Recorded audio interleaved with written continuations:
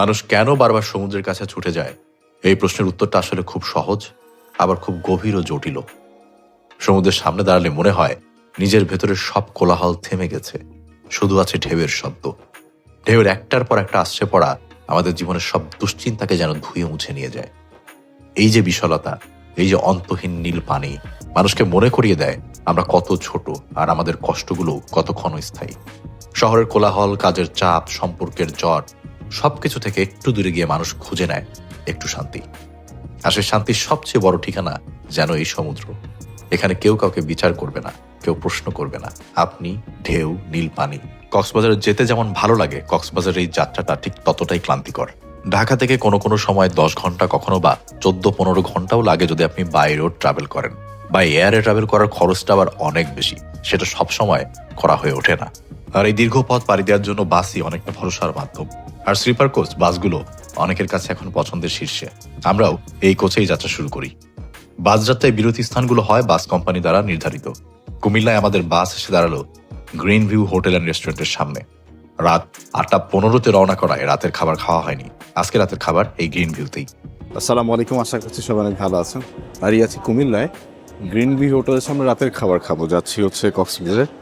আমরা এই যে ইম্পেরিয়াল এক্সপ্রেসের স্লিপার কোচে যাচ্ছিলাম, তবে এইবার উঠেই খুব দ্রুত একটা ঘুম দিয়ে দিচ্ছি। আর গ্রিন ভিউতে রাতের খাবার খাওয়ার ইচ্ছা ছিল না, বাসা থেকে বের হতে দেরি হয়ে গেছে, আমরা খেয়েই বের হয়ে নাই। তো ভাবলাম যেহেতু খেতেই হবে, এটাতে খেয়ে নিই। তবে এখানকার দাম অনেক বেশি। চলেন ভেতরে যাই, দেখি কি আছে, আর দ্রুত খাওয়া দাওয়া করি, কারণ 20 মিনিট সময়, এর ভেতরে গাড়িতে উঠতে হবে। ভাই, ভাতের সাথে কি কি পাবো এখন?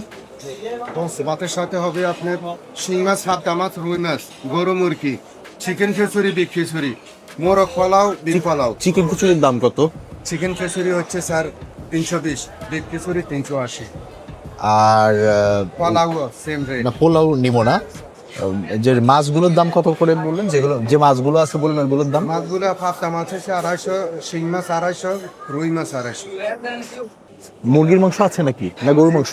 মুরগির মাংস, মুরগির মাংস সোনালি। সোনালি। হ্যাঁ, নিব। এখানে সবকিছু দিয়ে এক্সট্রা প্রাইস। চিকেন খিচুড়ির দাম 320 টাকা, চিন্তা করেন। কিছুর দরকার নেই, ভর্তা আর মাছ। আর আপনারা তো কিছু বলছেন না। হ্যাঁ, এই যে বলছে এখন নিয়ে আচ্ছা বলেন। আমাদেরকে ভাত দিবেন চারজনের জন্য। জি, একটা শিং মাছ, একটা পাবদা মাছ, Okay. সরি, 2টা পাবদা মাছ, একটা শিং মাছ। জি। আর একটা দিবেন হচ্ছে আপনার আলু ভর্তা, আর শুটকি ভর্তা, আর হচ্ছে চানা ডাল। এগুলি আপনি এখানে সবগুলি নাই, না স্যার। কোনটা কোনটা আছে বলেন না, তাহলে সেটা বলি। ভর্তা কোনটা আছে? সবজি হবে, ভর্তা নাই? জানেন ভর্তার আইটেম এখন। আচ্ছা, তাহলে একটা কাজ করেন, ওই যে সোনালী মুরগি কত করে? সোনালী মুরগি 250। তাহলে একটা সোনালী মুরগি দেন, আর সাথে ডাল দেন, ঠিক আছে? এখানে দাম শুনলে মোটামুটি মানুষের কারো কারো মেজাজ খারাপ হবে, কারো কারো পকেটের মায়ায় খাবে না। তো আমার দুটাই হচ্ছে, মেজাজও খারাপ হচ্ছে, আবার পকেটে মায়ে মনে হচ্ছে না খাই, কিন্তু আসলে বাস্তব কথা দাঁড়াবে না, এখানে এখন খেতে হবে। এইটাই এখানকার ব্যাপার। তো এখানকার ব্যাপারই এটা। এরাও জানে যে এই বাস এইখানে ছাড়া রাতের খাবারের জন্য অন্য কোথাও দাঁড়াবে না, যার কারণে এদের প্রত্যেকটা জিনিসের দাম এত বেশি। যে সোনালী মুরগি দিবে আমি শিওর 1 পিস থেকে 2 পিস থাকবে, দাম কিন্তু 250 টাকা। চিকেন খিচুড়ির কথা জিজ্ঞেস করেছিলাম, 320 টাকা, এবং পরিমাণ দেখলে আপনি বুঝবেন যে এটা কোনোভাবেই 320 টাকার না। তো এখন রাতের খাবার বা খাচ্ছি, ওভার প্রাইস একটা জায়গায় জেনে শুনেই খাচ্ছি, এর আসলে কিছু করার নাই। আমাদের মন্ত্রী সাহেব বলছিলেন না যে একটা সমঝোতার মাধ্যমে চাঁদা দিলে সেটা চাঁদা না, তো জেনে শুনে বেশি দামে খেলে তাহলে সেটাও বেশি দাম না, এই আর কি। এগুলো আপনাদের একটু দেখাই। এইটা হচ্ছে মুরগি, এখানে আজকে আমাদেরকে দিয়েছে 3 পিস। আমি একটা কথা বলি, আমি কোনোদিনও যাত্রাবিরতি এই সমস্ত জায়গায় এরকম 3 পিস মুরগি পাই না, সবসময় 2 পিস পেয়েছি। আজকে আমাকে 3 পিস দিয়েছে, এনিহাও আমি জানি না, এটার দাম 250 টাকা। এই মাছটা, এটা হচ্ছে 3 পিস দিয়েছে শিং মাছ, এটা পাবদা মাছ 3 পিস দিয়েছে। এটাও আমি কখনো এর আগে 3 পিস দেখি নাই, 2 পিস করে পেয়েছি। এটার দাম 250 টাকা। এইটা শিং মাছ, এটা পাবদা, আর এইটা শিং মাছ 2 পিস, এটার দামও 250 টাকা। তার সাথে আমাদের ভাত আছে আর ডাল আসবে। এই হচ্ছে মোটামুটি আমাদের খানাপিনা। দেখা যাক, খারাপ লাগছে না। আমার মনে হচ্ছে আমি ক্যামেরা গুনে আজকে একটু বেশি বেশি পেয়েছি সব কিছু। 3 পিস পাবদা দেখেন এখানে, এখানে কিন্তু আবার ঠিকই 2 পিস আছে, দেখেছেন? সো বেসিক্যালি একটু ক্যামেরা ইফেক্ট কাজ করেছে এখানে। যাত্রা বিরতির এখানে সময় দেয়। দেন ভাই, সবজি নিবেন? সবজি দেন, একটা দেন। ওকে, চাইলো একটা দেবো না দুটা দেবো? না, একটাই থাক, ওই ওষুধ পণ্যি খাবে। আমাদের সময় হচ্ছে বলছে 20 মিনিট, অবশ্য 20 মিনিটে যায় না কখনো বাস, এই 30-35-30 মিনিট অ্যাটলিস্ট হয়ে যায়, সবাই খাবে, এত অল্প সময় সম্ভব না। তারপর একটু দ্রুত খেতে হবে, আমি চাই না যে আবার বাসের জন্য আমাদের দৌড়াতে নেই। তো নিন না, শুরু করো। যে তোমার আমরা একটু সবজি দিল, সবজি আমরা প্রথমে চেয়েছিলাম, ভর্তা সবজির ভেতরে তেমন কিছু ছিল না, একটু সবজি নিয়ে নেই। এখানকার সকালবেলার নাস্তায় যে সবজি হয় সেটা খেতে খারাপ লাগে না আমার কাছে যতদূর মনে পড়ে। চলেন আমরা সবজিটা দিয়ে আগে মাখাই এবং এটা দিয়ে আমরা আজকে একটু বিসমিল্লাহ করি। এই সবজি দিয়ে সময় পরোটা খেয়েছি, ভাত আজকে প্রথম খাচ্ছি। বিসমিল্লাহ রহমানির রহিম। সবজিটা খেতে ভালো, ওই যে রোস্টের মশলা টাইপের রান্না, কিন্তু খেতে ভালো। আমি শিং মাছটা আমার কাছে দেখে খারাপ মনে হচ্ছে না, সাইজও মোটামুটি ভালোই আছে, দাম অবশ্য বেশি আছে। এই 2 পিসের দাম হচ্ছে 250 টাকা। একটু নিয়ে নিলাম। ঝোলটা হচ্ছে লাল টকটকা ঝোল, গাঢ় এবং ঘন যে ভুনা করা হয় নর্মালি, এটা সেই রকম রান্না করা। আমরা একটু প্রথমে ঝোলটা মুখে দিয়ে দেখবো যে ঝোলটা খেতে কেমন হয়। খাওয়া যাক। ঝোলটায় আমি এর আগে একটা রেস্টুরেন্টে খাইতে গিয়ে গরুর মাংস অনেক ঘন ছিল, কিন্তু যখন মুখে দিয়েছিলাম মশলার কোনো ঘ্রাণই ছিল না, কিন্তু অনেক গাঢ় ছিল, গাঢ় এবং ঘন একটা ঝোলের মতো ছিল সেখানে। তো তখন আমাকে একজন কমেন্টে বলেছিল যে ভাই এখানে পেঁপে দেয়। তো আমি পরে দেখেছিলাম যে আসলে স্বাদটা একটা পেঁপে পেঁপে ছিল, যেটা আমি প্রথমে বুঝতে পারিনি। এই ঝোলটা খুবই গাঢ়, মুখে দিলাম এর কোনো ফ্লেভারই নাই, এবং সত্য কথা বলতে আমি পেঁপের ঘ্রাণ পাচ্ছি। মাছ দিয়ে খাই।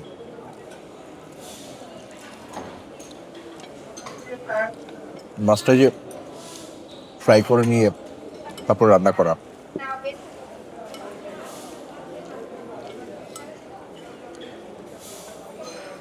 মাছটা তো ভেজে শিং মাছ খেতে খারাপ না, তবে ঝোলটা হচ্ছে অখাদ্য।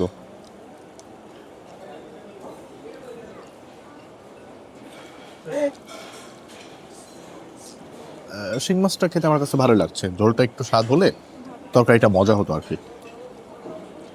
আমাদের এই যে মুরগি ছিল, এটাও 250 টাকা দাম, মানে যা নিয়েছি আমরা সব 250 টাকা করে।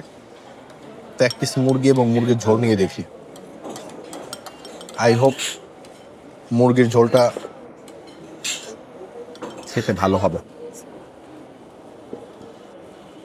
আচ্ছা, শিং মাছের যে ঝোলটা খাইছি আর মুরগির যে ঝোলটা খাচ্ছি, দুটো দেখতে একই ক্যাটাগরি, একই রকম ঘন এবং লাল লাল। এখন স্বাদ একই রকম হলে তো আবার বিপদ, তাহলে আর মুখে ঢুকবে না। লা হাওলা ওয়ালা কুওয়াতা। স্বাদ তো একই রকম, জঘন্য টেস্ট ঝোলের।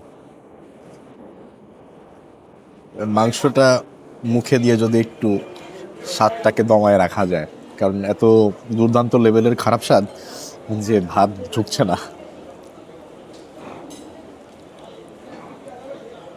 এবার তো একটু ডাল নিয়ে নিই, না হলে আসলে খেতে পারবো না। পাতলা পানি ডাল, উপরে দেয়া আছে আমাদের শুকনা মরিচ, বড় বড় শুকনা মরিচ আছে কয়েকটা। তো চলেন 1 চামচ ডাল নিলাম, এখন একটু খেয়ে দেখি। মাশাআল্লাহ, ডালটা না নিলেও পারতাম, মানে একটার থেকে আর একটার স্বাদ আরো বেশি খারাপ। ডালটা নেওয়ার পরে ভেবেছিলাম খেতে পারবো, উল্টো স্বাদ আরো ডিক্রিজ হলো। একটু লেবু নিয়ে টক বানাই।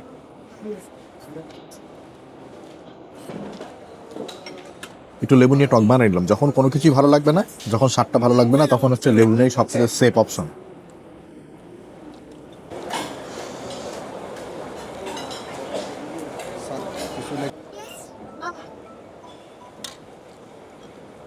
মানে এখন আমি কোনোভাবেই, মানে প্রচণ্ড ক্ষুধার্ত। আমি আজকে সকালবেলা খেয়েছি, আমি দুপুরেও খাইনি, তো অনেক ক্ষুধার্ত ছিলাম। তারপরেও এত রাত্রে খেতে এসে আমি কোনো কিছুই, মানে এটা আমার ব্যর্থতা, আমার জিহ্বায় আমি কোনো কিছু স্বাদ লাগাইতে পারলাম না।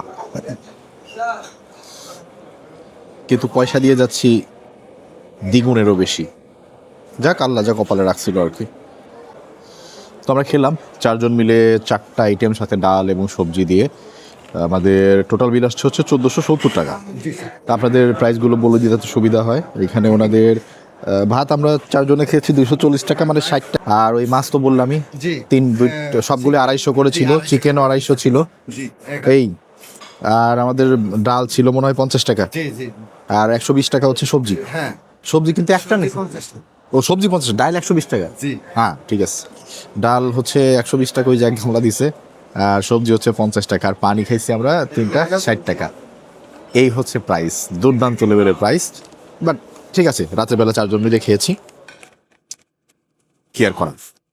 কক্সবাজার যাচ্ছি, জানি না কতগুলো বিষয় কতগুলো গল্প আপনাদের মাঝে তুলে ধরতে পারবো, তবে যাব, খাওয়া দাওয়া করবো এবং চেষ্টা করব সচরাচর সবাই যে সব জায়গাতে খায় এর বাইরে কিছু আপনাদেরকে দেখানোর। দোয়া রাখবেন। Green view hotel and restaurant খেলাম, যাই খেয়েছি আসলে কি আর বলবো, এই সমস্ত বিশেষ করে যে সমস্ত যাত্রা বিরতির হোটেলগুলোতে কখনোই খাবার অতটা ভালো হয় না, তো এক্সপেকটেশনও ছিল না এবং আসলেও ওরকম ভালো পাইনি। এই পর্বটা এখানে শেষ করছি, পরবর্তী পর্বে আবারও দেখা হবে কক্সবাজারের নতুন কোনো ভিডিও নিয়ে।